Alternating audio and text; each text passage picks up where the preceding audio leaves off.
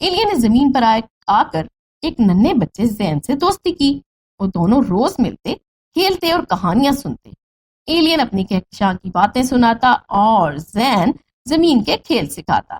لیکن ایک دن ایلین نے زین سے جھوٹ بول دیا۔ اس نے کہا میں کل بھی آؤں گا، لیکن وہ غائب ہو گیا۔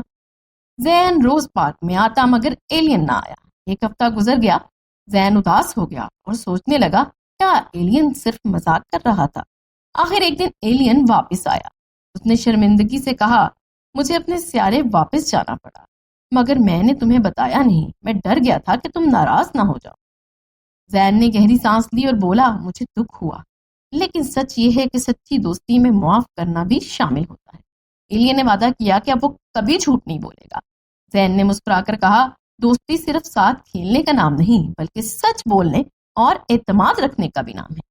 اس دن کے بعد دونوں کی دوستی اور مضبوط ہوگی۔ ایلین جب بھی آتا وہ زین کو پہلے سے بتاتا اور اب وہ دونوں ایک دوسرے کے دل سے دوست بن چکے۔ دوستی صرف باتوں سے نہیں، سچائی اور اعتماد سے چلتی۔